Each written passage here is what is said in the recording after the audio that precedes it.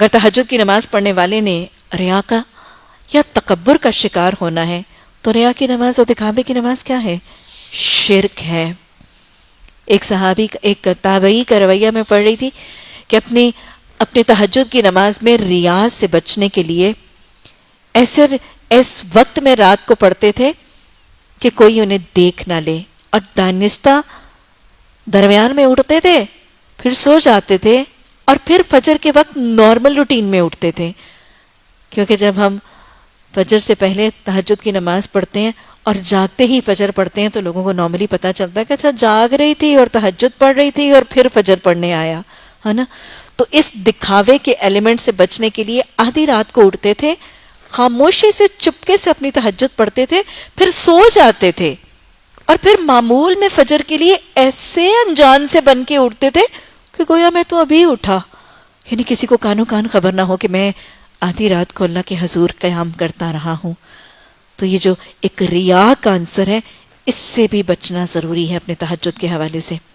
اور پھر تکبر بھی تو عبادات کو ضائع کرتی ہے. آپ نے واقعہ سنا ہوگا کہ ایک امام اور ایک ان کا بیٹا کسی قافلے کے ساتھ سفر کر رہے تھے، اور امام خود بھی تہجد گزارتے اور اپنے بیٹے کو بھی اس کی تاکید کرتے تھے، اور بیٹا بھی اپنے باپ کے ساتھ تہجد کا پابند تھا.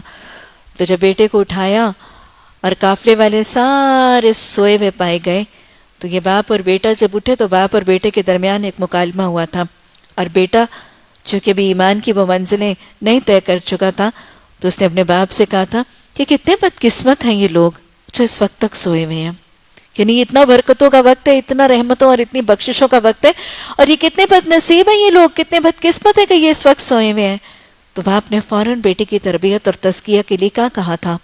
امام نے کہا تھا کہ تجھ سے 1000 درجے بہتر ہیں، تجھ سے 1000 درجے بہتر ہیں جاگ کر اپنی اس عبادت پر تکبر کرنے سے بچے ہوئے. تو صبح جاگ کر اس بات پر تکبر کرنے لگنا یا گھمنڈ کرنے لگنا کہ میں بہت نیکوکار ہوں، میں بہت عبادت گزار ہوں، اور اس پر فخر کر کے اترانے لگنا یا اپنے آپ کو کہیں کسی اور سے بہتر سمجھنے لگنا، یہ بھی تہجد کا طریقہ یا تہجد گزار کا طریقہ نہیں. کیونکہ تہجد کا بنیادی مقصد کیا ہے؟ اپنے نفس کو کچلنا، عاجزی کی طرف لانا، انکساری کی طرف لانا، رب کے ساتھ تعلق، اس کی کبریائی کو تسلیم کر کے اس سے تعلق قائم کرنا. تو یہ 2 فتنے ہیں جو ایک تہجد گزار کے دل میں شیطان ڈالتا ہے.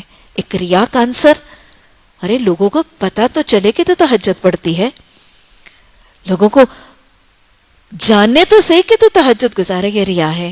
اس سے حتی الامکان کوشش کرنی ہے بچنے کی. ہاں، ترغیب کے لیے، مائل کرنے کے لیے یہ عمل کیا جا سکتا ہے، انما الاعمال بالنیات، لیکن دکھاوے اور نمود و نمائش کے لیے نہیں. اور دوسرا فتنہ جو نفل عبادت کرنے والے کے دل میں شیطان ڈالا کرتا ہے وہ تکبر کا، نیکیاں بڑی کر کے دکھا دیتا ہے. وہ رات کے جاگے ہوئے کو اگر اس کے ابتدائے دن کے آغاز میں اس کو نیکی بڑی کر کے دکھا دی تو شاید باقی کا دن وہ نیکیوں سے رک جائے گا. اللہ ہمیں اپنی زندگی عاجزی سے، انکساری سے، ریا اور دکھاوے سے بچ کر ایمان اور تزکیہ کی حالت میں گزارنے کی توفیق عطا فرما دے.